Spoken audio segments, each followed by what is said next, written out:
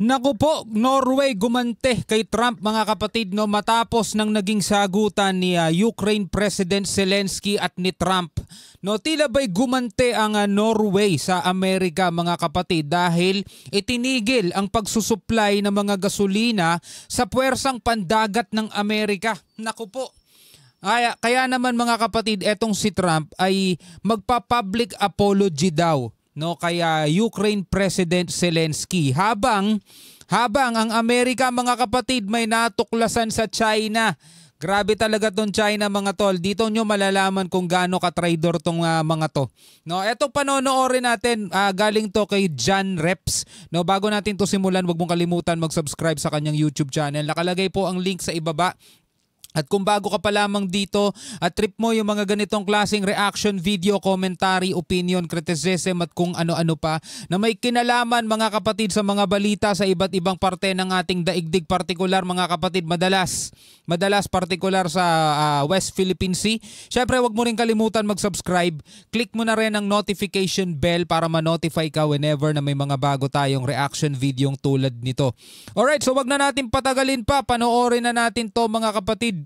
Matapos pagkaisahan ng presidente at vice-presidente ng Amerika si Ukrainian President Zelensky noong Biyernes, ang Norway ay gumawa ng isang hakbang laban kay US President Donald Trump kung saan itinigil umano nito ang pagsusuplay ng gasolina sa lahat ng mga barkong pangdigma ng Amerika maging sa mga komersyal na barko na pinapatakbo ng Amerika sa Norwegian waters. Nako. At dahil sa sama-samang pagsisikap ng Europeans na maayos ang gusot, nilinaw ng Trump administration na gusto nito ng pampublikong paghingi ng tawad kay Ukrainian President Volodymyr Zelensky. So etong si Trump mga kapatid ay gustong mag-public apology no dito kay Ukrainian President Vladimir Zelensky. Siguro nga talaga hindi lang sila nagkaunawaan no, at hindi lang sila nagkaintindihan. Pero ang hangad naman kasi ng lahat is pangmahaba ang kapayapaan na no. So tingnan natin mga tol kung anong mangyayari upang ayusin ang relasyon sa pagitan ng dalawang bansa.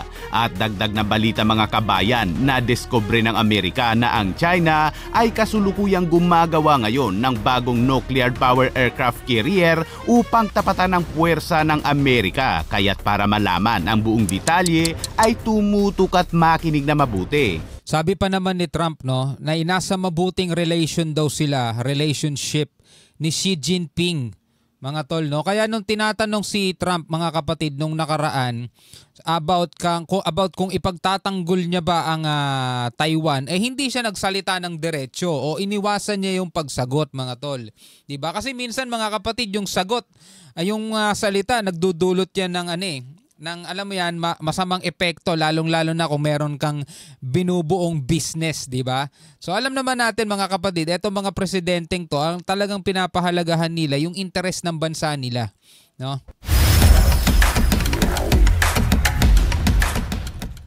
Matapos pagtulungang gisahin at palayasin ni US President Donald Trump at Vice President J.D. Vance si Ukrainian President Zelensky sa White House noong Biyernes, hindi lang si Zelensky ang nasaktan kundi maging ang mga bansa sa Europa na sumusuporta sa Ukraine.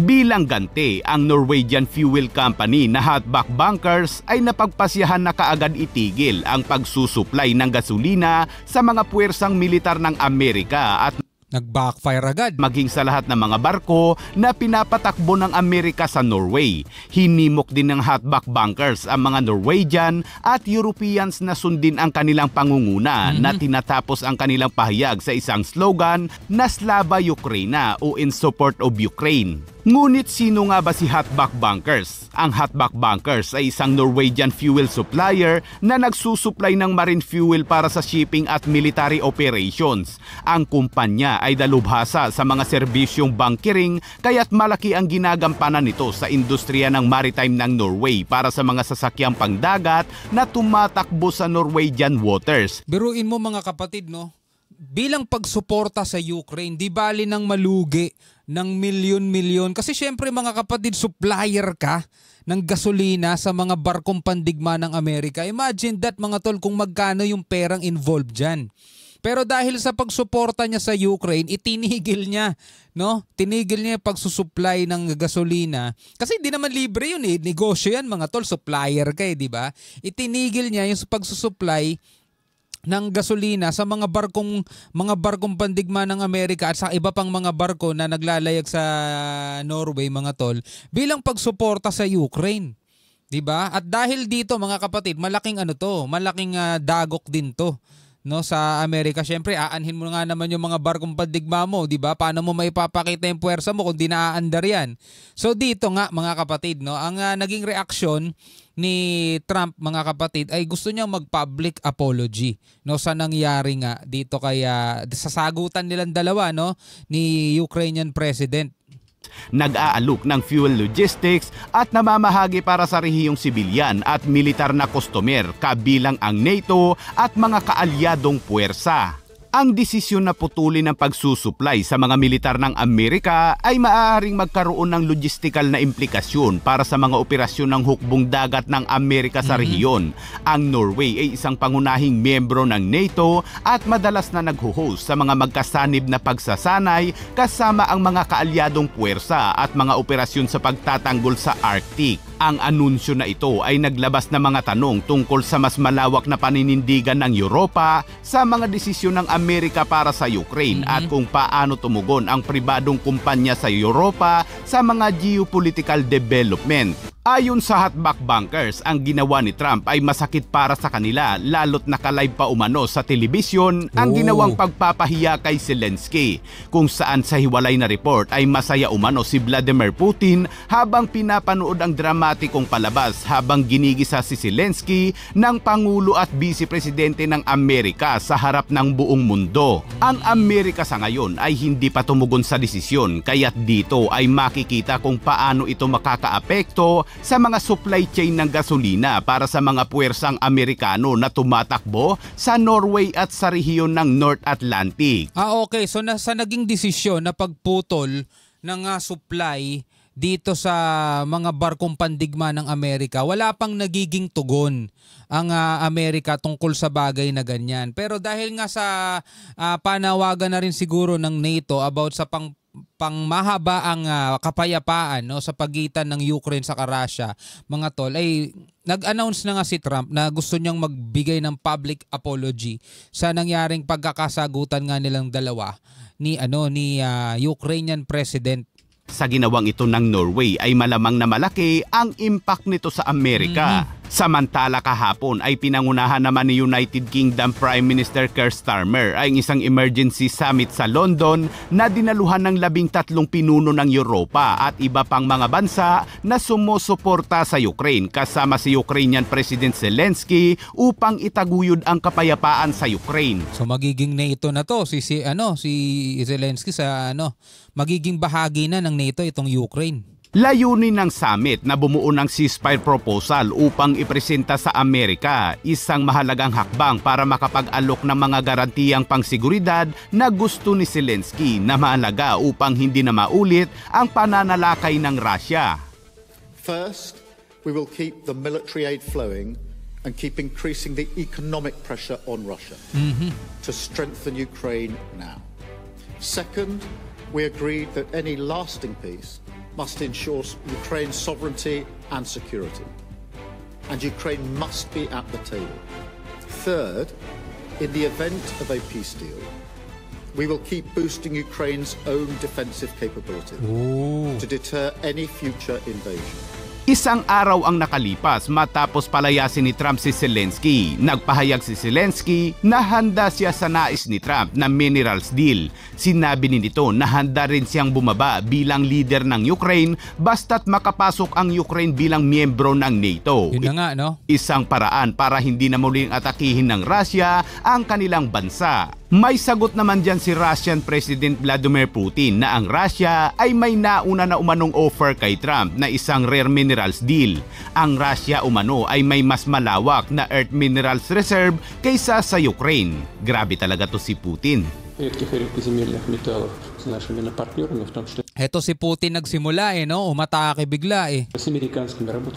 Samantala, kakapasok na balita kanina mga kabayan, iniulat ng Bloomberg na pribadong nilinaw ng Trump administration na gusto nito ng pampublikong paghingi ng tawad kay Ukrainian President Zelensky upang ayusin ang relasyon sa pagitan ng dalawang bansa. Nais ni Trump na makausap muli ang Ukraine upang gumawa ng unang hakbang para maibalik ang relasyon kasunod ng kanilang hindi pagkakaunawaan sa Oval Office noong Biyernes. Nadala lang ng emosyon. Naku, ayaw yan ng Russia. Ngunit ang kalihim ng Estado ng Amerika na si Marco Rubio ay biglang kumambyo at nagpahayag na ang Ukrainian President dapat ang humingi ng paumanhin sa Amerika. At sa ibang balita naman mga kabayan, China na naman. Ang China ay mayroon ng pinakamalaking hukbong dagat sa mundo, ngunit may nadiskubre na naman sa China ang Maxar Technologies, isang defense contractor na nakabase sa Colorado na ginagamit ng gobyerno ng Amerika. Sa isinagawang pagsusuri ng Maxar ay inilabas nito ang isang satellite image mula sa Dalian Shipbuilding Facilities ng China na nagpapakita na ang China ay gumagawa na naman ng isang malaking nuclear power aircraft carrier pagkatapos pag-aralan ang bagong satellite image. Kaya kung titingnan mo mga tol, yung sinasabi ng ng China na peace and stability ang kailangan at hindi mga mid-range missile, di ba? Pinapakailaman nila yung improvement o yung modernization ng ibang bansa. Samantalang sila patuloy yung paggawa nila ng mga ganitong klaseng kagamitan, assets ng kanilang militar. Diba? Double standards talaga eh. Ang China ay mayroon na ngayong 3 aircraft carrier na may kapasidad na maglunsad ng mga fighter jets mula sa 3 bahagi lamang ng deck.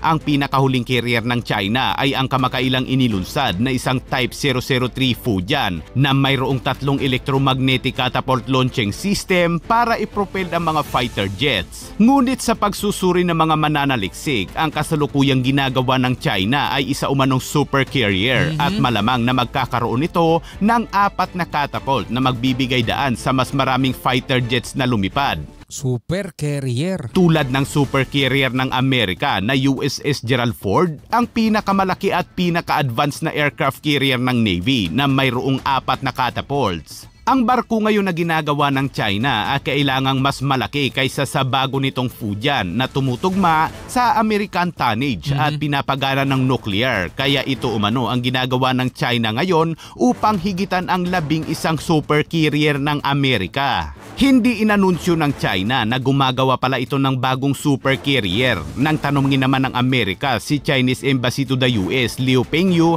ay wala itong komento tungkol sa bagong disenyo. Sinabi niya na ang patakaran ng pambansang pagtatanggol ng China ay purely defensive in nature. Well anyway, karapatan naman ng China yan na gumawa sila ng mga ganyan mga tol. Pero sana kung paanong hindi sila dapat pakilaman ayon sa kanila, di ba? Defensive daw yan, defense lang nila yon.